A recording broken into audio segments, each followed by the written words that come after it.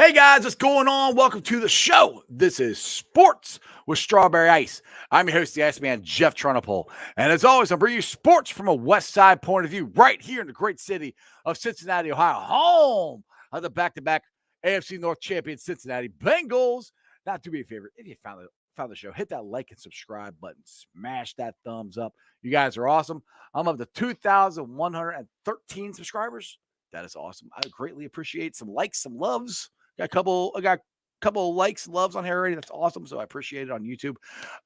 So if you're watching on Facebook or Twitter and you have yet to subscribe to my channel, why not? Please do so. Please go to the YouTube channel Sports with Strawberry Ice. Hit the subscription button, hit the bell for notification, and every time I go live, you'll be notified. Also, exclusively in the YouTube chat crew, we're doing super chats. So if you got a question you want to ask Big Savage Greg, or a question you want to ask me, or just some kind of rant you want to go on about the Reds or whatever, or just want to support the show, give me a super chat. I would greatly appreciate it. And as always, I'm coming to you live from the Ice Cave. The Ice Cave is brought to you by T Properties. T Properties, quality housing for quality people. Check out their website at www.tpropertiesllc.com for all your rental property management needs and your rental needs. So if you're looking for a house, a condo, an apartment, if you have a rental property that you just don't want to run anymore, give T Properties a shot and they will take care of the rest.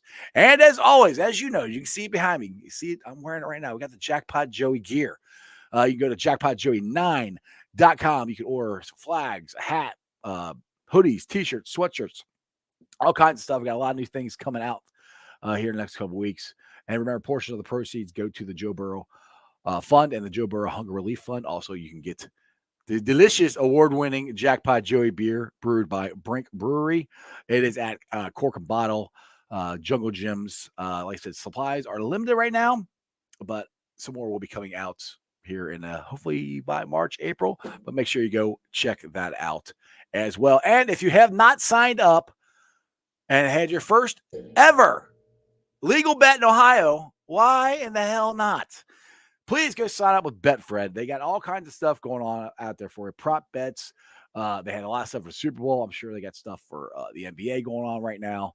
And then we have the Red season coming up, so we can bet on them losing 100 games for back-to-back years. Or you can bet on them losing more than 65, which is what they're, predicted to do. Who knows? Anyway, you guys can go there. So make sure you go to betfred.com. What's up to everybody in the chat? Let's see here. I think Stranger was first. So we're up here. Yep, Stranger, you're first. What's up, Stranger? Nicholas Kent's in there. Chris Porkchop, my boy Ken Hamlin's in there. Crypt Keeper, Kevin Queen. That's about everybody else. All right. Anyway, let's get to this. I titled this show, Have the Bengals Surpass the Reds as the favorite team in Cincinnati? And I'll start out like this before I bring Greg on. When I was a kid, I was born in the 70s. So I was right in the middle of the Big Red Machine, 1975. So that was the first of the back-to-back World Series year. So Reds were huge in my childhood. When I was a huge Pete Rose fan, I was a huge Johnny Bench fan. My grandparents, my grandma loved Johnny Bench. My grandpa loved Pete Rose. I'm born on April 14th, same birthday as Pete Rose. So I was a huge Reds fan growing up. And then 88 rolled around, got Chris Sabo. He became my favorite player. I have all kinds of Chris Sabo stuff in the ice cave here. So I was a huge Reds fan. We would go, me and my dad went to every opening day from like 1984 to 90 was the home opener, but so technically still, opening day. We didn't get a chance in 91 because they won the World Series and we didn't get tickets. But then we went from 92 to like 95. And then I moved out of the house and got married. I went to a couple of them since then. I would literally camp out for Reds opening day tickets. That's how much of a Reds fan I am. Or I still am a big Reds fan. But right now it is so disappointing in what the Reds have done. Literally, the Reds have not had they've went to the playoffs, I think, 3 times. Well, 4 times if you count 2020, which it's an asterisk if you ask me, because they just got in because they had extra playoff teams. But let's really count with the ones we count, which is, what was it, 10, 13, and 12. That's it. My son will be 23 this year. My daughter is 18. She'll be turning 19. 3 times in their lifetime, the Reds have went to the playoffs. I know Greg got some really cool stats about the Bengals too, so let me bring on Big Savage Greg. What's up, Greg? Strawberry, how you doing today, buddy? Good, brother. Just, we're getting into baseball season here. And it's just, it was, and I have to give credit to Centauri. He's the one that gave me the idea for the show topic. I think it's a pretty good one to talk about because forever when I was a kid, this is considered a baseball town. In the last 2 or 3 years, I think it's more of a football town. Yeah, absolutely. Absolutely. Yeah. This year, everybody knows the Bengals passed the Reds, but I'm talking right now, like as king of the mountain and all that. Like even like in the Dalton years when we made the playoffs 5 years in a row, I still felt like people favored the Reds more when the Reds only made the playoffs in that time two times still, I felt. But I think finally now with Joe Burrow, but no offense to the Reds, there's a new sheriff in town, as Jordan said to Bird and Magic. Exactly. So we're talking a little bit off the air, and I went through of how many times the Reds make the playoffs in my son's and daughter's life. Compare that to how many times the Bengals. Now, I know we didn't win a playoff game for a long time, but how many times they actually went and we had winning seasons? I know you got some stats on that. Yeah. So since the year 2000. Bengals made the playoffs 9 times. And as you pointed out for the Reds, technically 2020 is kind of an asterisk year. So it is 4 times, but still, even 4 times, the Bengals have more than twice what the Reds did. And I still think at times, there's people I talk to that favor the Reds over the Bengals at times. And it's just ridiculous. I mean, I'll tell you that just as far as my childhood goes, one of my favorite teams, probably my favorite team, is the 1990 Cincinnati Reds. I was 15 years old. They had the Nasty Boys, Barry Larkin, Eric Davis, Chris Sabo, Lupin. I love that team. Oh, yeah.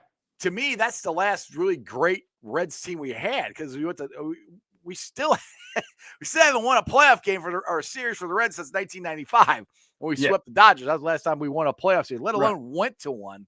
And it's just frustrating because the Bengals are every week. The Reds are every single night during the summertime. I mean, they play almost every day. Yeah. And to go out there and hopefully they prove us wrong this year. I really hope they do. And I think it comes down to the young starting pitching. I mean, prove us wrong is winning more than 65 games. I don't think they have a shot at the playoffs. But if Hunter Green, Nick Lodolo, and Ashcraft can really get better than what they were last year and really become the 3 aces or the 3 main guys of our starting pitching, then we might have something. It's still not enough to go to the playoffs, though, but that's the only hope I think we have for this baseball team this year. Absolutely. So my uncle, I hear all the great stories from him. I mean, he told me stories about Pete Rose, Joe Morgan. To this day, he still loves talking about it. He really wanted to go to Reds Fest. I really did not care for it, but I knew he wanted to go so badly. And I had a great time at Reds Fest. It's cool to see that stuff. I mean, I've heard all the stories all the time, but it's just like, he was telling me, oh, they got a great up-and-coming team. They got these players coming up, and I believe that. I truly do. But my question to you is this, Strawberry: do you trust the people in the driver's seat that are controlling the bus right now for the Reds? For the Reds? Yes. See, I if Cassidy would shut the hell up, that would make me feel a lot better. I'll put it this way: I can at least see the direction they're going. At least. We didn't just give everybody. We did give a lot of people away, but let's just go back to like the 2012, 2013 team. We gave those guys away. We flat gave Chapman. We gave all the pitchers we had. We gave Kevin Frazier. Every time. Flavor Frazier. We gave those guys away. We got nothing for them. We literally got nothing for them. This time around, we did give away some guys, but last year. When Crawl started making all the trades, and we got this past year, and we got prospects. We got actual legit number one. Now the prospects, so you don't know what's actually going to happen, but I can at least see a vision of what they're trying to do. Now the thing is, are they going to stick with it? Because they've tried this before and they haven't stuck with it. That's where Reds fans get pissed off. Like for me, I got so excited in 2020. Hell, we went all in. We signed. My boy, the Castellanos. We signed the kid from Japan. Shogo. Yeah, signed Shogo. We signed a lot of guys there. We signed Mike Moustakas, which really hasn't worked out, but we signed him. A lot of guys. We went all in. I'm like, all right, this is great. This is cool. We got some young guys coming up. We'll take over. Sprinkle in some veterans. Do that all year. And then we made the playoffs. It was a very frustrating year. 2020 was a whole messed up year to begin with. And in 2021, we literally. We're in the thick of the race all the way till August, and all they freaking had to do was go get some bullpen up, which people were like, well, they did, but it was too late. Too little, too late, buddy. Too little, too late. But you know what I'm going to point out, nobody really talks about? Dick Williams left right when the Reds were just about to give everybody away and all that. You just want, because Dick Williams, when he started out with that Yasiel Puig trade, that Homer Bailey thing, that, I mean, like, we didn't do much, but it created a bunch of other great moves beyond that. I mean, Dick Williams, I just thought was like a little. Dude, that trade got us Trevor Bauer. Yeah. It's not Young Award. That was a pretty damn good trade. Say what you want about Trevor Bauer. He had a great year here. Yeah, but I'm saying that led to other great. Yeah, that led to other great things. Like you said, signing Nick Castellanos, doing this, doing that. All of a sudden, out of nowhere, Dick Williams says, "I just can't do this anymore." He claims he just didn't want to do it, to do the work because it was a long, stressful work job. I get that, but you just wonder if he had disagreements with management, saying, "I don't want to be." I think he knew they didn't want to spend money and they wanted to go this direction, and he went and signed all these guys and he built this championship team, which it was. Yeah. They were built to go win a World Series. I really believe that with the three starting pitchers we had Trevor Bauer, we had Sonny Gray, and we had Luis Castillo. You can win a World Series with those three as your starting pitchers, and you weren't willing to keep them, which I mean, Trevor Bauer, I understood, it was huge money, but you could have tried to sign somebody else. You could have done something. Yeah. And they didn't do that. And that's where the part where Reds fans like me are like, well, why the hell did you spend all that money in 2020? Then all of a sudden, oh, crap, we can't spend any money. Yeah. We're not going to do it. With the exception of Tucker Barnhart, batters 1 through 8 were all very great batters. That was one of the most solid lineups we ever had, going literally 1 through 8. I mean, Tucker Barnhart had his good moments too at times and all that, but we had a solid bench. I mean, we were set to win that World Series that year easily, in my opinion. Yeah, and you're right, Porcho. I kind of bring this up because pitchers and catchers have reported, and I'm not really Bengaled out, to be honest. I'm not. I can talk Bengals all the time. I thought it was a pretty good topic that Santori brought up. And somebody asked about this hoodie in the chat. It's a Jackpot Joey hoodie. Go to jackpotjoey9.com and you can order them there. But the thing is so you answer your question. I'm waiting to see what happens because they better stick with what they're doing and with rebuilding the team because they're legitimately trying to rebuild it. And we got a lot of young. Let's be honest, we have a lot of young, talented players that could turn out to be something. I don't know. We have to find out. That's the point of this, that's the part to me that will be interesting to watch this year. And like I keep saying, especially the young starting pitchers we have. So it's hard to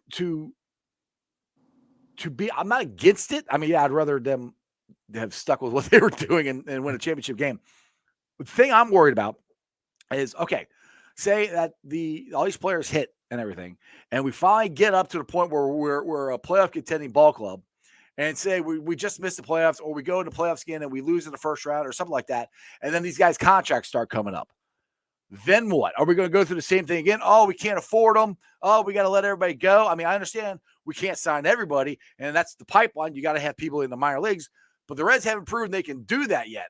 That's what scares me is that if all this stuff works and these guys hit, that as soon as they get to the point where they're going to become a free agent, we're going to trade them or let them go. Yeah, exactly. Like Nick Castellanos. But here's the thing with Nick Castellanos, and I think he was even hurt by this when he was asked this question. He said he was asked, did the Reds even call you and say, hey, look, we don't even have the money to get you back? He said they not made one. They never called him. They never even called him once. If I knew I couldn't get him back, the least I could do is he was such a great role model to the city of Cincinnati. He loved playing here. He wanted to stay here. I would have at least, I know I'm just an amateur with the business side, but I would have at least called him and said, look, Nick, thank you so much for what you did. Unfortunately, we just don't have the money to afford you, but I just want to thank you for your time. That was a total insult. You could tell he was hurt by that. He said there was no offer made. He said, how can I make a decision on something when there was no offer made? There's literally no offer made, which to me almost sounded like he might have been willing to work with him or whatever. But I mean, but if you bring him back and you don't bring anybody else back, what's the hell's the point? So, I mean, I do it, but you should at least call the guy and say, all right, look, we're going to go in a different direction. Yeah. Thank you for your service. Yada, yada. I mean, something like that. To not even call him is just ridiculous. And I hope to God that Phil Castellini just shuts up this year and does not ruin opening day. Because he literally, I was excited last year because last year was going to be the first time we had a normal opening day, had the parade. Because, I mean, let's be honest. Opening day in Cincinnati, I don't care what town you're in. I think we do it better than anybody else. Opening day parade, it's a holiday for the town. Everybody shows up. We hang out. If you're not at the parade, you're hanging down at the banks. if you're not going to the game, you still hang out at the banks and have a good time, listen to the music and everything. We do a great job of celebrating our team.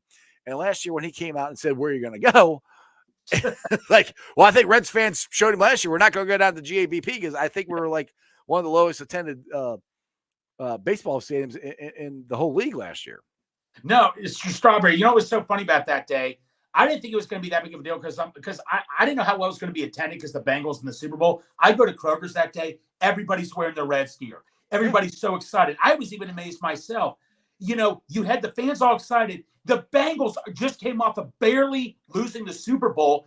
And, that's what I couldn't stand. He made that comment. You have all these fans being committed to the Bengals and all that. And then you make that comment when you're lucky to have all these fans that are still supporting the team. That's why I didn't understand the most.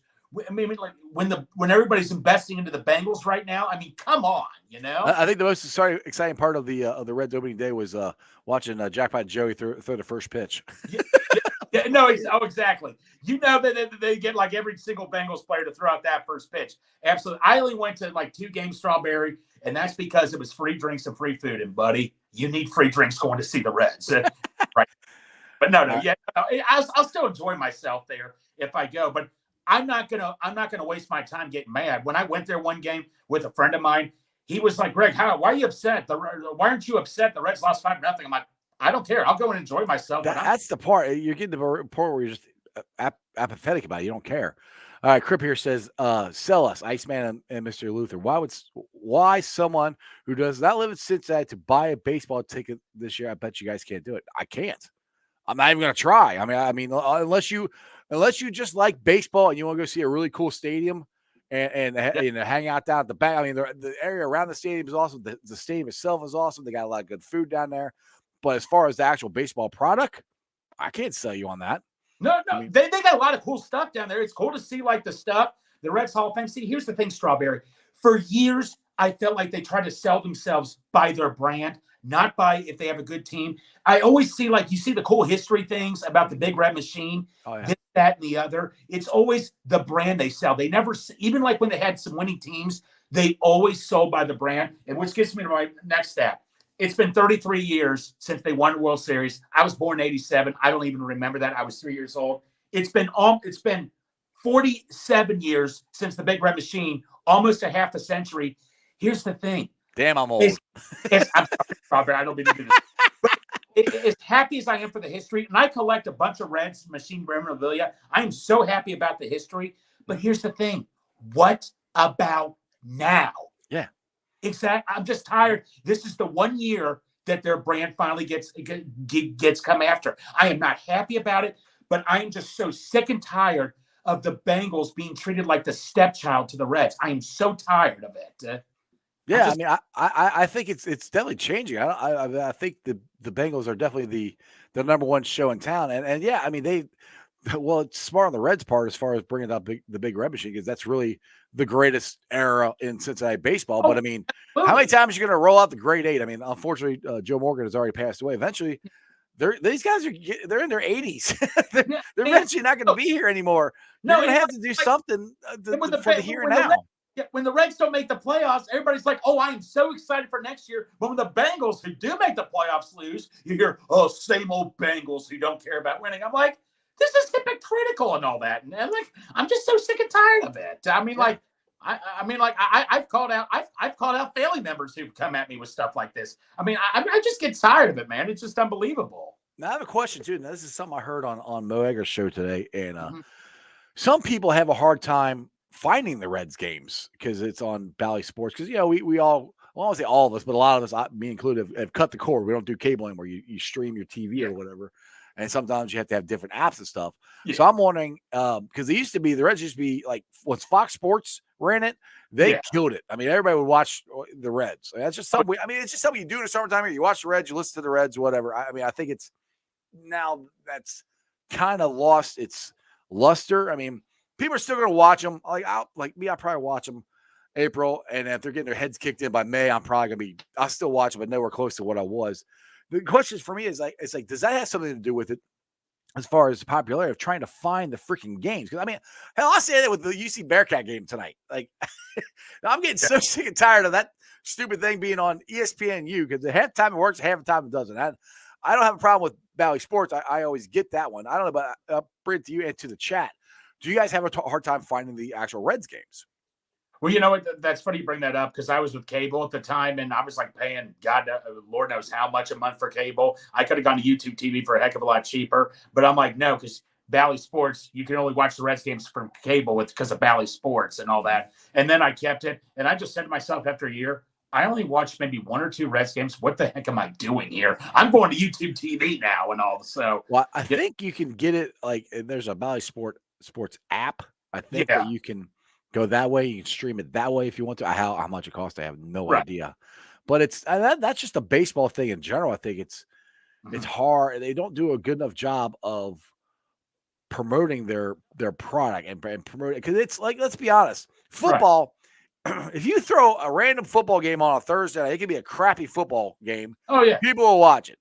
Yes. Baseball is more regional. It's more about Europe. But we, like me, when I was a kid, I used to watch other baseball teams. I mean, I probably will here and there. I don't do as much as I used to. But the Reds are on 90% of the time. I'm probably going to watch it unless they're, let's get closer to football season. Then I'll probably start paying attention to the Bengals more. But that's one of the things I think baseball has done a bad job of, is trying to figure out how to get people to watch it. And this whole thing with the shift, and halftime you watch it, it's either a home run or you're striking out. I'm like, dude, I'll just take the 1990 team. They hit and run. They stole bases. They hit behind runners. There was movement. People are like, oh, you sound like an old man, but there was movement. There's constantly stuff, action on the field. Baseball, it's too much. You swing and miss, or you swing, you hit a home run, then you just watch the guy trot around the bases. It's not as fun to watch. For me personally, it's like nothing against the NBA, but I miss the old NBA of guys going down the middle and trying to take your head off and dunking on them instead of pulling up a half court and shoot a three-point, which is amazing that they could do that. It just, after a while, I was like, all right, this is boring. It's just a jump shot league. That's just me, I guess, as an old man, whatever. But I think the product for baseball isn't as good as it used to be. No, Strawberry. So one time, me and a buddy, now granted, we were both working all day, so we were tired. But we went down to a Reds game one night, and they were like losing 1-0. It was a close game. And in the sixth inning, him and I looked at each other like, this is like the most boring thing we've ever seen. It's like, I mean, I hate to feel this way because I started out as a huge Reds fan as a kid. I mean, the 1999 team where we lost to the Mets with Outlighter. I know I'm supposed to not say that. I was at that playoff game. Dude. So after that game, I said, Dad, I hate the Mets. He's like, Greg, if we lived in New York, you would love the Mets. No, I'd love the Yankees. I wouldn't like the Mets. But like I say, when we got Griffey, when I was in the 7th grade, people got to remember here, this is before iPhones were out. I would have to sneak on the school's computer every single day, knowing when we got Griffey. I mean, that was one of my favorite moments as a sports in my entire life. I'm sure you remember the day where you were the day we got Griffey. Absolutely. I was ecstatic we got him, and then didn't realize Carl Linder only wanted to pay 2 players. He wanted to pay Barry Larkin and Ken Griffey Jr. Expected us to come watch a crappy product with 2 Hall of Famers. That's another whole story. I mean, that's the problem. See, that's another thing that Reds fans have had a problem with, is now we had back-to-back owners who, well, Linder never wanted to spend money on anybody. No. Now, Castellini has, but then he doesn't. you know? Well, yeah. Well, Strawberry, so this is what Reds fans, like true Reds fans, come at me with all the time. Well, Greg, you have to understand, they're a small market team. There's no salary cap in baseball. There's salary cap in the NFL. But, I was talking to Santori about that one time. Santori's like, Greg, even though there's a salary cap in the NFL, I mean, you look at the Rams, for example, there's ways of working around it. Yes, you can work around it, yes. There just isn't all that. We're not going to go out there and be the Yankees and the Dodgers and give, everybody, $100 million, $300 million. We're not going to do that. I understand that. We don't have to. I just want to, if these young guys work out, which I hope they do, I want to keep them. Yes, that's the thing. I want to keep them. Like, I understood Trevor Bauer. We couldn't pay him what the Dodgers paid. I understood that. Then go get another pitcher that's maybe, I wouldn't say tier lower, but at least cheaper that, could be a good quality pitcher for you. And they did nothing. Right. Exactly. Or you have somebody in the minor leagues ready to go, which they don't have that. Yeah, we just go all out and all that and stuff. And like, my one buddy who confronted me says, why is it that you're just now getting on the Reds, but you never got on the Bengals for this? I'm like, I have never in my life ever heard Mike Brown say, "Where else are you going to go?" I No. may have had disagreements at times, but I never once heard him say Oh, that. and Mike Brown could have said, I mean, there were people wearing bags in the stadiums. There were people doing all kinds of protests trying to Mike sell the team, which I mean, hey, during the 90s, I was with him. I'm Yeah, like, this is but ridiculous. but have you ever heard him say, "Where else are you going to go?" No, I no, mean, no. never. He cared. He cared about. I believe he, like, like the one old saying. I'm tired of it. I literally quit talking to a friend of mine because of this. When he said, "Oh, Mike Brown doesn't care about winning." That's the stupidest thing I've ever heard. I believe he cared about winning, but he just thought of it doing it in his own philosophy and all that. But with the last couple of years, he's like, okay, we need to change the philosophy, which has worked and all that and stuff. But you can't say he didn't care about winning. He just cared about winning in his own. He wanted to do it by his philosophy. He never once though said, "Where else are you going to go?" Yeah, I think Mike always wanted to win. I just don't think he knew how. Yeah, I think that because if I don't, you probably don't remember this, but I remember when we used to have Plan B free agents. That was the yeah, first installment of free agents. That's how we lost Max Montoya to right. back then the Los Angeles Raiders. Yeah, And I was very sad because Max Montoya was one of my favorite players, and Paul Brown voted against that. So Paul Brown, his dad, was never for free agency. So all that stuff that Paul Brown wasn't for, Mike Brown wanted to honor his dad. So that's another reason I think he was dragging his feet when it comes to player empowerment, giving the players more stuff, more, just taking care of the players more than, they used to. Not that they treated the players bad, but let's be honest, back when you drafted the player, you had their rights. You could do whatever the hell you wanted with them. And the players had no say so in it. And Paul Brown was used to that. That's the way it was. And it all changed after he passed away, and we got free agency, and Mike Brown did not change with the times. I mean, so I think he wanted to win. He just wanted to try to do it the way his dad taught him how to do it, and that didn't work in modern football. Finally, Katie and Elizabeth and all them talked him into it, changed his mind or whatever.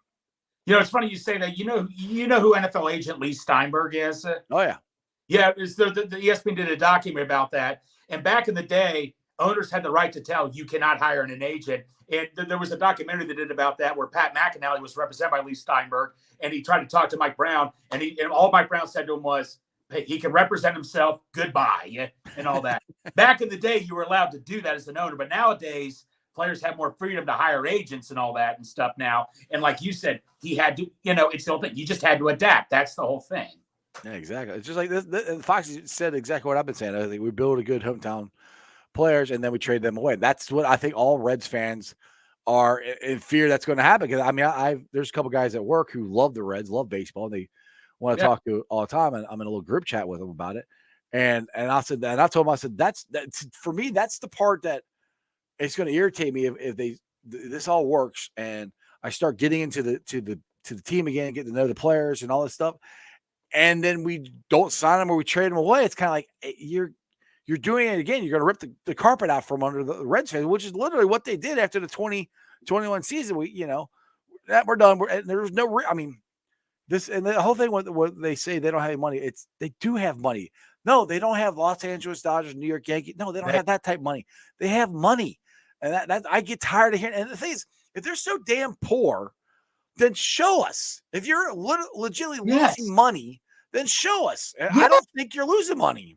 Yeah, exactly. But that's what everybody, like even the Reds fans, I come at my Reds friends and say, "Oh, look what he says here." Well, Greg, he's just telling the truth. Look, I may be naive and all that, but if I'm an owner, that is the last thing I would ever want to do is settle for mediocrity. I don't even care if I know it's true. I'm going to do everything in my power to get above that next level and not be willing to settle for mediocrity.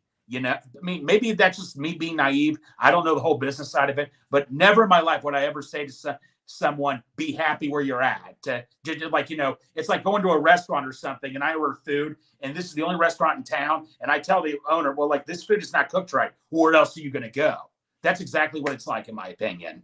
Yeah, I mean, I think that's why it's so much fun being a Bengals fan. Because I mean, for so many years, like I said, I was in my teenage 20 years old, in the '90s, and then I was married when Marvin Lewis and all that was here, and we never won a playoff game, and now we are to where we're at now. So I mean, it can't. There is hope for the Reds. I mean, Oh yeah, look, in 1995, if you would have told me, in 2023 or 2022, the Bengals would have went to back-to-back AFC Championship games, I would have. Like, are you serious? I wouldn't even believed you. So it can happen. I believe the Reds can do it, and I do understand that the path that they're on. It's just they got to stick with it, and they got to get it right. If they miss on these youngsters, then you're screwed. Well, so Strawberry, let me ask you this: David Bell, do you think he's had enough chances, or do you think he just hasn't had a fair chance at all? I go back and forth with him, to be honest. When he first started as manager, I was not a big fan of his, but I think in 2021 he really changed my mind. I think because in 2020 I was irritated with him. I think they should have fired him because he didn't have that team ready to play. 2021 he did, because that team had a ginormous hole in it, and it was called the bullpen. And he got that team to play and got that team to be in the race the entire season. So I gave him credit for that. Now, last 2 years, what the hell is he supposed to do? Yeah, I mean, you're not giving him anything. What's he supposed to do? Yeah, Pete Rose said it the best one time in an interview. He said, "Why did the Bengals do so well the last year in the Super Bowl? Because they had talent." Exactly. You need talent. I mean, that's the thing with David Bell. I go back and forth too, but it's like last 2 years. Say if we had Barry Larkin, who people wanted this manager, would he have done anything different? I mean, no, nobody would, because you don't have the talent. I mean, you literally don't. I mean, right now, all right. So who do you think? Who is the starting 9 for the Cincinnati Reds? I mean, you got India at second, Votto if he comes back, or when he comes back, at first, Stevenson catching. I don't know after no. Then who you got? I don't know. Like Strawberry. I feel so guilty. It's just that really hit me. I know I should get over it and all, but I'm sorry. That was, as a Cincinnati sports fan my entire life, that hit me. That is like as of right now, it's a very permanent hit to the face to me right now. That's a very permanent thing that really hit me. And I hope my love for the Reds comes back, and I will never ever hate the Reds. It's just when the people get frustrated. I'm frustrated, man, and I'm tired of it. Now, I don't agree with Ken here. It's hard to find baseball talent. That's not true. Right? You can find baseball talent. You just gotta have the scouting and development for it. It's the thing is, you can get talented guys. Look at the Cardinals. Cardinals who have lost Pujols over the years, they've replaced him. People called them nuts for signing Yadier Molina over than keeping Aaron Pujols. The Cardinals, man, stay consistent. And I hate the Cardinals. 15 years. I mean, I can't stand the Cardinals. I can't stand them, but they're doing it right. Yeah, I wish the Reds are more like them. So that's another small market team. So that's where I'd say don't give me this crap that they don't plead poor all the time. That's not true. You see the Cardinals do it. You see other teams that build these teams up, and like look at the Tampa Bay Rays and my wife's team. I mean, my brother-in-law tells me all the time. He goes, we let guys go. We have more people come up. That's what the Reds have to do, and it can be done. You're not going to hit on everybody, but if you're going to go down this route, which if you're a smart baseball team, you should draft and develop players. You should go down this route. But you have to hit on them, and that's the thing. Look at Billy Beane in Oakland, man. What he had to work with over the years, with the whole Moneyball situation. Everybody thought he was nuts. Now I know he didn't win a World Series, but at least he was competing. Right. So I mean, it's just frustrating because I would love to watch the Reds win the World Series again, and that's I'll put it this way.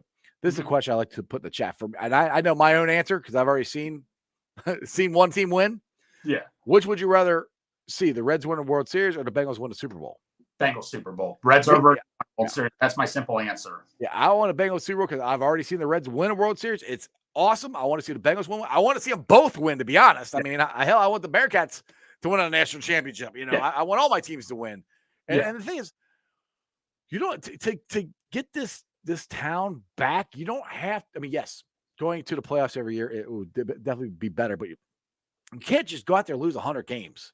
I mean, for this town, for the Reds to have any hope of getting this town back, they have got to show some kind of improvement this year where the fans can grasp onto something like, okay, there's something to this team. We might be on the right path.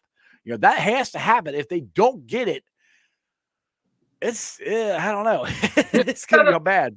No, Strawberry, absolutely, man. Like I said, you know what? And I try to put myself in my uncles and everybody else's shoes. The older age demographic still likes to live by the Reds. Let's face it. If we're in the big Red shoe right now, we would just be like ecstatic. Like like, if I got to see the Big Red Machine play, I would talk about it for the rest of my life. I mean, I'll talk about the Bengals right now for the rest of my life with Joe Burrow in a heartbeat to anybody. I mean, like I say, I get it. They live by that. And baseball was America's pastime back then, but clearly we can all agree.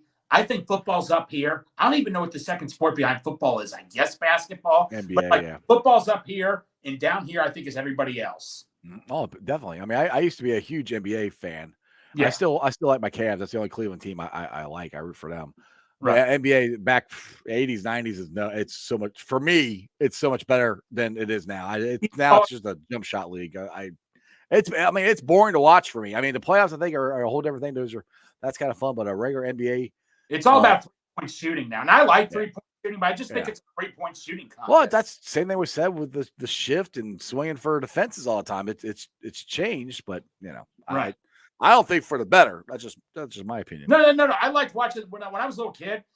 But all right, I'm not gonna lie to you. I rooted against Michael Jordan because as a little kid, I got tired of seeing him win. So I was a Karl Malone, I was a Jazz fan and all that, and I would just get heartbroken. But now when I look back on it, I'm like, what was I thinking? He's the GOAT, baby. He's the GOAT.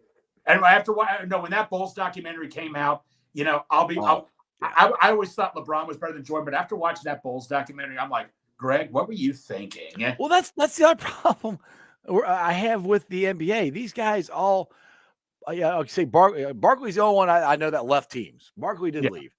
Bird didn't. Magic didn't. Nope. Isaiah didn't.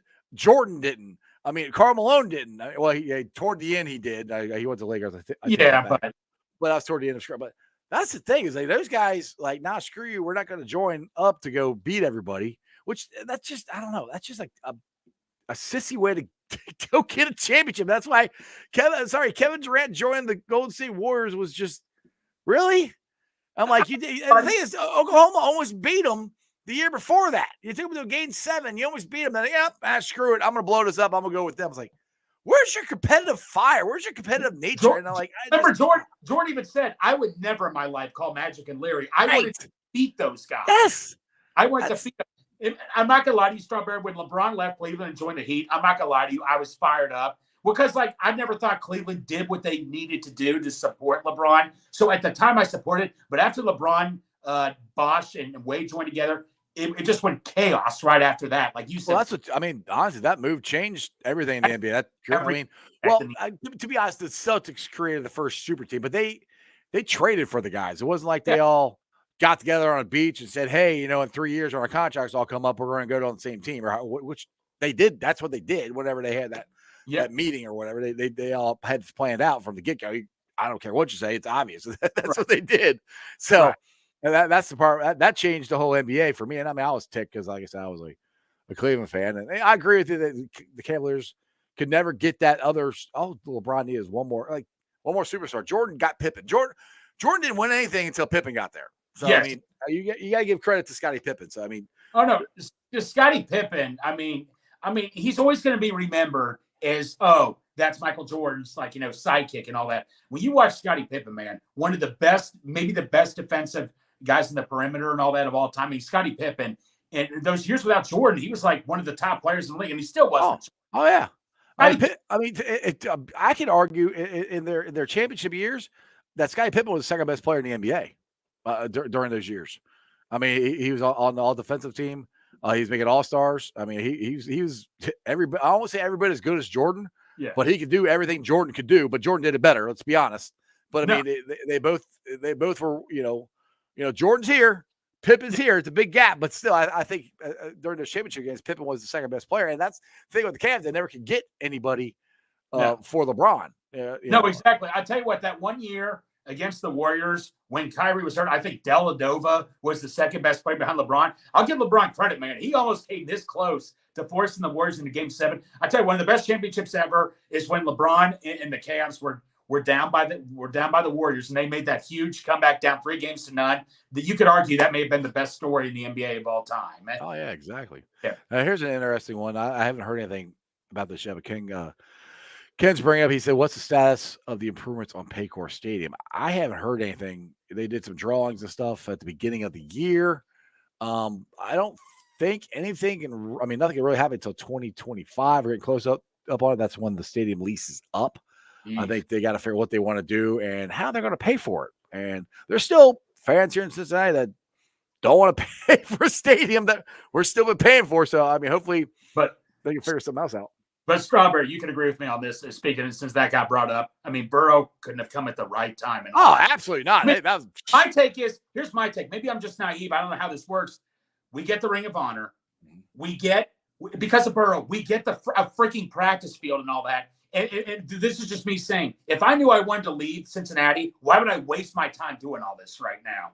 If I knew I was not going anywhere out of here, why would I waste my time wanting to build a practice field or start the Ring of Honor? Yeah, exactly. The Bengals are not leaving. And to be honest, I mean, my son's like, he wants to, like Ken said in the chat, he wants them to have a dome stadium and put it somewhere else. I personally hope they never put the stadium anywhere else. Just keep fixing that one up because it's in the perfect spot on the river right next to the banks and everything. And I don't really want, I'm not a big, I mean, the only advantage of having a dome stadium is we could technically host events, which that would be nice. We could host maybe a Final Four, stuff like that. But I still don't know if even if we have that, I don't know if the city of Cincinnati is big enough for hotels and all this other stuff that we have. I would like to get the damn draft, though. That would be cool. That would be a draft here sometime. I think we could do that. Yeah, I'd be there. I'd be there in a heartbeat for the draft. Yeah. I mean, we could do that down at the banks. You can do it at the convention center. Paul Brown State. I mean, that would be really cool to have the draft sometime. A couple of years ago, were you at the New Jersey reveal a couple of years ago? Yeah. Yeah, I was like 6 in line and all that stuff, man. I got there like at 6 in the morning, and there was like 5 people in front of me. I'm like, oh, maybe I'm not the only crazy one here. No, there's a lot of that was there. So cool. When they got, I mean, the New Jersey reveal, that couldn't come at a better time with Joe Burrow. You just wonder if all this was planned when they knew they got their guy Joe Burrow and all that. I think they had this all planned out when they knew they officially got Joe Burrow. Do you agree with that?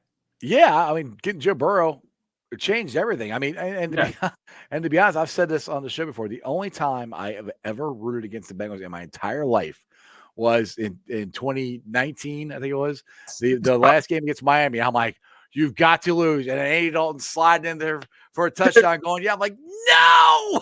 Like, I want to get Joe Burrow. No, Strawberry. We were down by 16 with like under 2 minutes left. I thought it was over, dude. I thought it was over.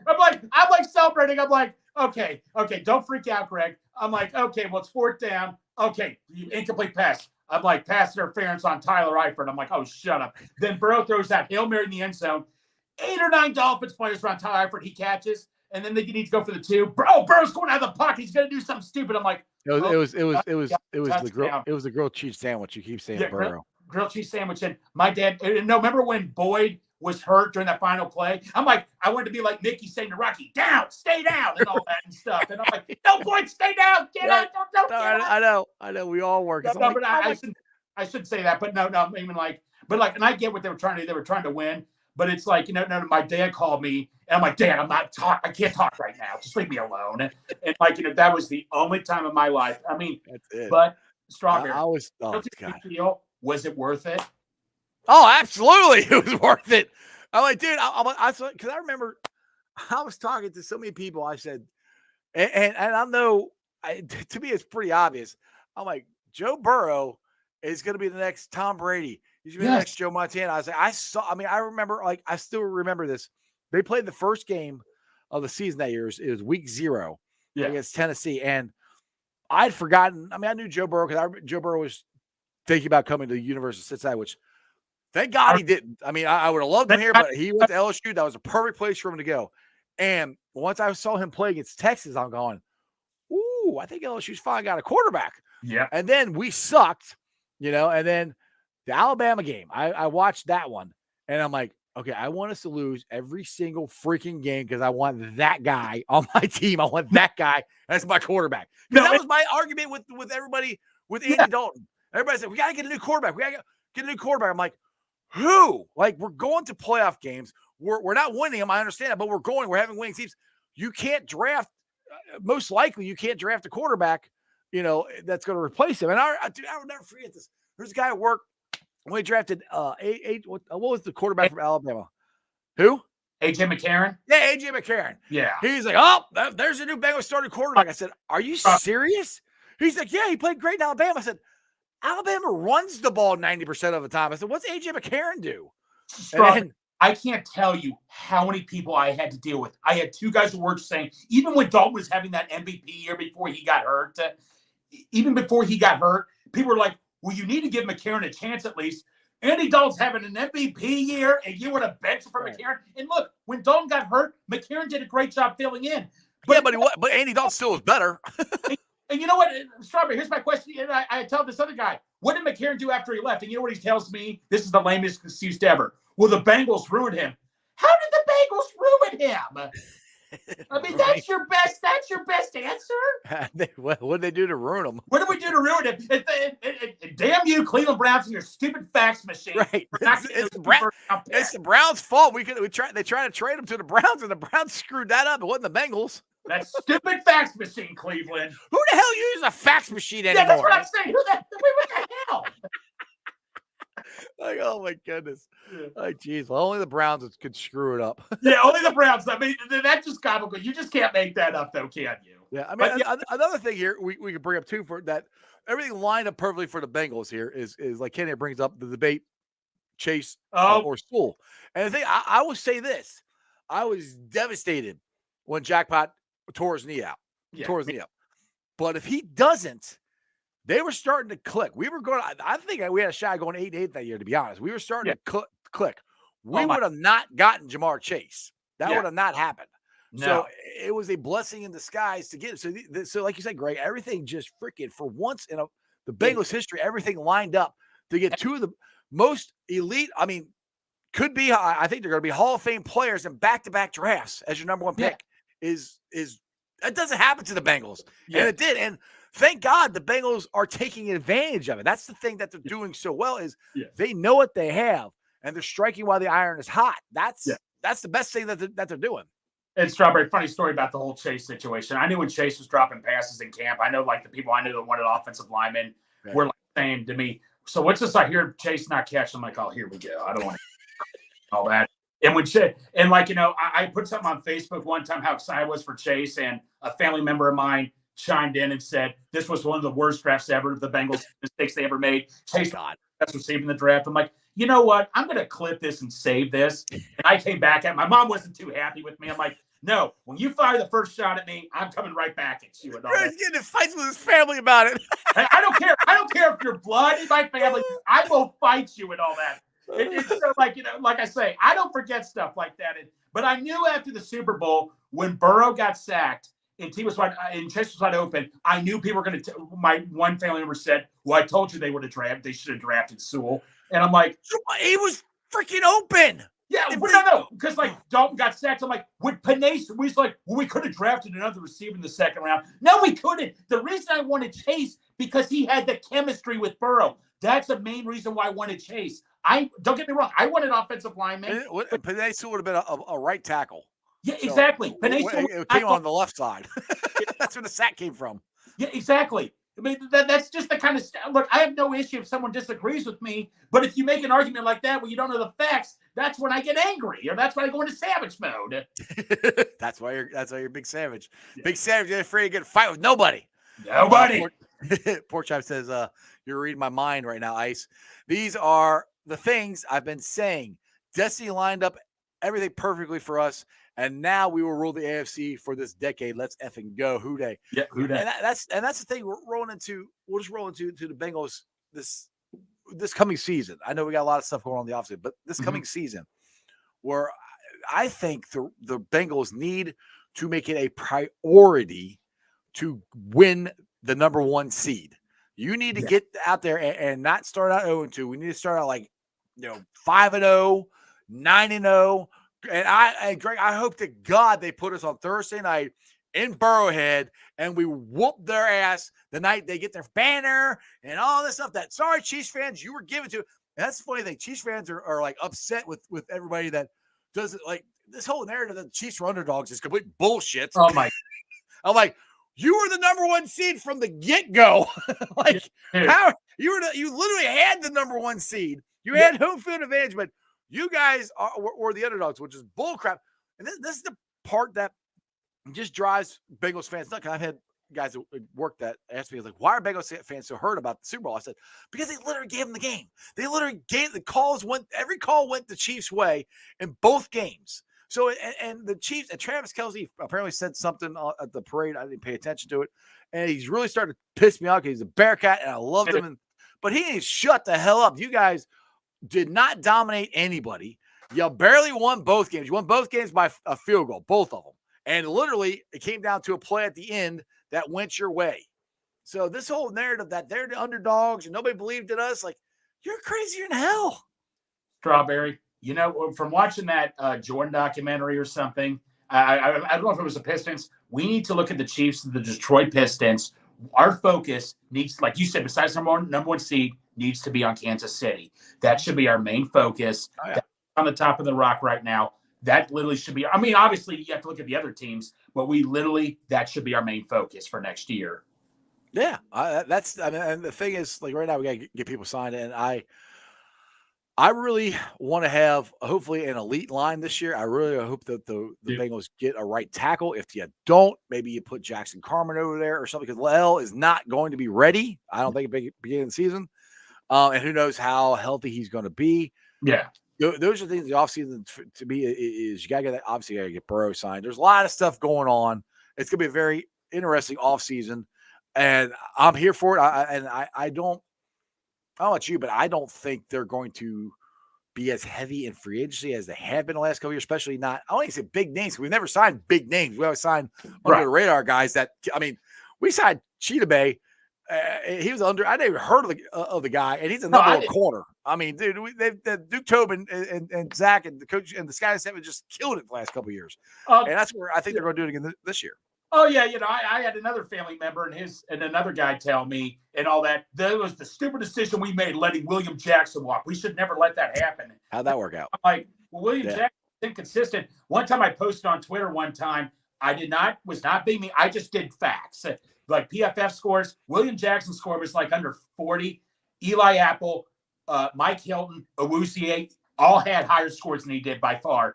That's all I posted. One guy says to me, why are you picking on William Jackson? I'm like, how am I picking on William Jackson? I'm just posting a fact. I wasn't trying to insult anybody. I'm just posting facts. That's all I was doing. Yeah. Okay. No, the Bengals are not leaving Cincinnati, and neither one of us said that. No. Do you guys really think the Bengals will leave Cincinnati? No, they're not leaving Cincinnati. That's no. I don't. If you think we're saying that, then we didn't clarify it enough. No, they're not leaving. They have their lease on the stadium is up in 2025, and they got to figure out how to do to extend it, and they got to update the stadium. But no, they are not going anywhere. Like you said, they're not building a practice bubble. They're not doing a Ring of Honor. Not doing all this other crap. If they're planning on leaving, they ain't leaving. Exactly. That's like me bringing a suitcase into somewhere, and if I knew I was leaving, I wouldn't unpack my suitcase or anything and all that. When you have everything spread out around here, I mean, come on, let's think realistic here. Yeah, exactly. So like I said, I mean, it's gonna be interesting this year because I mean, like Ken said here, we're gonna let Jesse Bates go. Well, I think is obvious. We can't sign everybody. No. I mean, I think 4 guys that I have bookmarked that most likely won't be here. One's Jesse Bates. I don't know if they'll sign Pratt. I'd like to, but I don't. That's why I think we have drafted all those linebackers to replace them.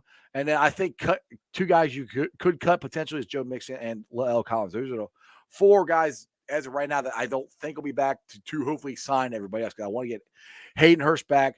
We got to extend Joe. We got to extend Chase or T. I mean, this year now Joe and T are not free agents this year. They got 1 more year left on a contract, but you got to sign them.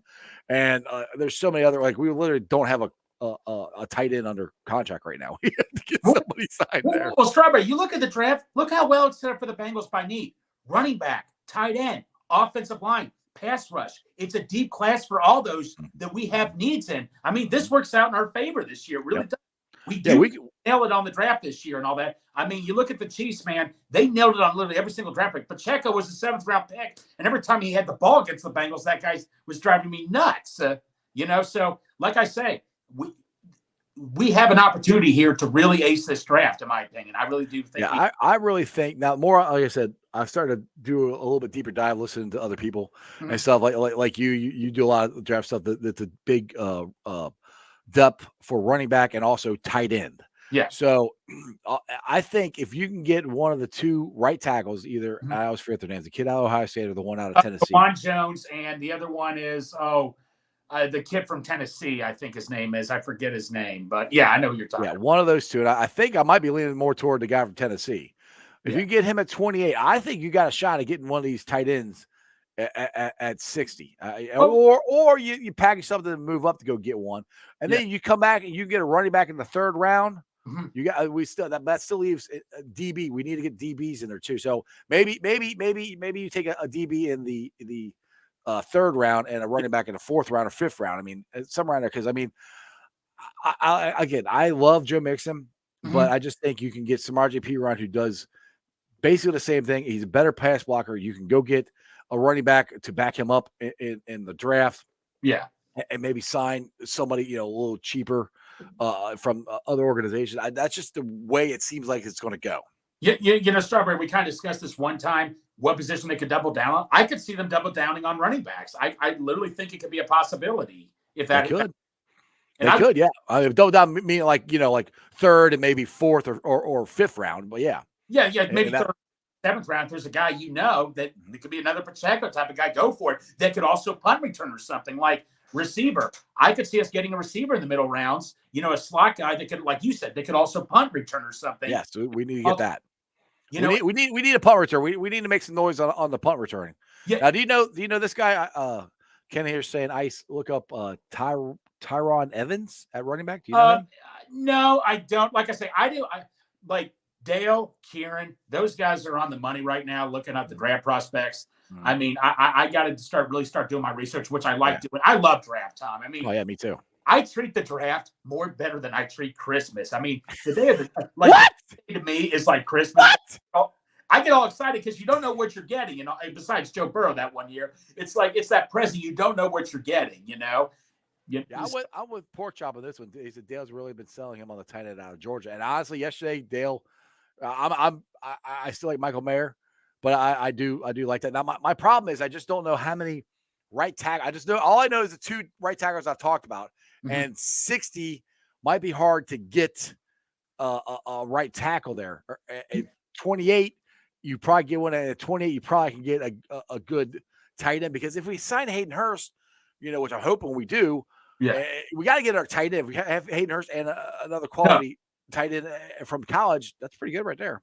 Yeah, exactly. And the thing with that Georgia guy is he's a project player. Normally it's not a good idea, in my opinion, to go project first round. Maybe the earliest, in my opinion, is third round. Now the guy looks tempting. The guy did a great job. Don't get me wrong. That's just Marcus Hunt in the second round. Remember, and they even said they wanted the honey badger and all that. Marcus Hunt, I thought was going to be like, I remember in Hard Knocks, even like Mike Zimmer said, he looks like J.J. Watt out there. I thought he was going to be a huge difference maker, and he just. No, he did better when he went to the Colts. He did a little bit better, but you look how he came back here and sucked again. Exactly. Came back here and didn't do anything. But like I said, the project players, I would not really draft till maybe at the earliest, maybe the third round. Exactly. All right, Greg, we've been on for about an hour. I'm going to jump on another podcast here. I think it's the Jungle Podcast. I think it's the name of it. I'll be doing it here at 7 o'clock, so make sure you guys check that out. What do you guys got going on Rally here this week? Rally, as of right now, we're just doing Mondays at 7. As of right now, we're just talking Bengals off season, and maybe when Red season come around, talk some Reds and all that. But yeah, as of right now, we're just on Rally. We're just on Mondays at 7 as of right now. And then everybody can follow you on Twitter for Greg Luther. Greg, yeah, my Twitter name is Gregor09, GREGOR09. There you go. Well, Greg, I appreciate you hopping on today. Let's do it again sometime. Who day, brother? Who day, bro? All right, guys. Make sure you go out and follow Greg on Twitter and check out Rally. Those guys do a great job on there. You got him, Centauri, Bengal Dad, and Cincy James. They are awesome. They're on Monday nights. Go check them out. All right, let's get to the Facebook groups that let me live stream, and I appreciate every single one of them. They are Who Day Nation, Who Day Legion, Bearcat Ruckus, Radical Reds, the Ohio State Bucknuts, the Ice Bar. I think you can follow me on all my social media platforms, all under Sports with Strawberry Ice. I'm on Facebook, Instagram, Twitter, and TikTok. Twitter handles at Jeff A. Trenopole. TikTok is at Iceman90. Basically, if you Google sports with strawberry ice, all those should pop up, make it easier to find it. Podcast, I'll be putting it out there. I was able to put up yesterday's podcast. It'll be up later on tonight. It's on BeanPod, Apple iTunes, Spotify, Google, Stitcher Play, pretty much wherever you get your podcast. Please make sure you rate, like, and review. Leave a comment so more Cincinnati fans can find my podcast. YouTubers, you guys are amazing. 2,113 subscribers. As always, I appreciate every single one of you guys. I'm kind of curious. I know everybody loves the Bengals talk. We're rolling into the offseason. I want to talk a ton of Bengals, but sometimes I want to talk Bearcats. Maybe I'll have some guys we'll do some Reds talk a little bit here. Hopefully, maybe if they're good or not. Just if you guys got different topics or anything that you would like me to discuss or do a deeper dive into, just tweet me out or message me on Facebook and just give me some ideas of what you guys would like to see on the show here in the next couple of months. I'd greatly appreciate it. Tomorrow, we're going to have the Godfather, Anthony Cosenza, and also the U.S. Gambler, from the U.S. Gambler, Jason Dietz are going to be, hopefully Dietz will be on because he was supposed to be on today. He's supposed to be on today, and Satori is supposed to be on today, but Satori got called into work, and Jason was sick. So my thanks to Greg for jumping on with me. But like I said, tomorrow, Godfather from Cincy Jungle, Anthony Cosenza will be on. Jason Dietz from the U.S. Gambler will be on. So we'll talk some Bengals, we'll talk some betting, we'll talk some NFL, maybe some betting on baseball or whatever you guys got going on coming up. Anyway, make sure you guys join tomorrow. And you ready? And that's just sports, baby. See ya!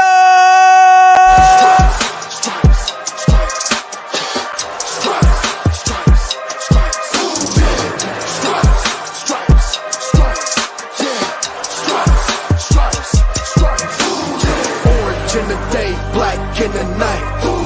Stripes in our veins, sparks gonna fly. The beast is awake, orange, black and white. Cause when the jungle come alive, day we ignite and Cincinnati, we gon' rise and in the jungle we unite and dripping orange and black and white. Day when we fight, live and die in these stripes. Wake up the beast, every game day is a feast. Time to bust it off the leash. In the jungle dripping heat, Tiger stripe the city streets. East side stand up, west side stand up. If you reppin' who they, time to put your hands up. Bengals stripes, we in it. New day, new age, yeah, we get it. Cincinnati jungle fitted. Who they in our house, we win it. Orange and black and white, we build it. Earn our stripes, you know we kill it. Bleed our colors, jungle dripping. Nasty, natty, yeah, we lit it. Lit the crowd, get the city loud. Yeah, we feasting now. Fit the pounds, make the city howl. Now we beastin' now. Thunder through the tunnel, from the sideline to the huddle. Stripes be tatted on the jungle when we flex that who they muscle on them. Stripes, Cincinnati, we gon' rise and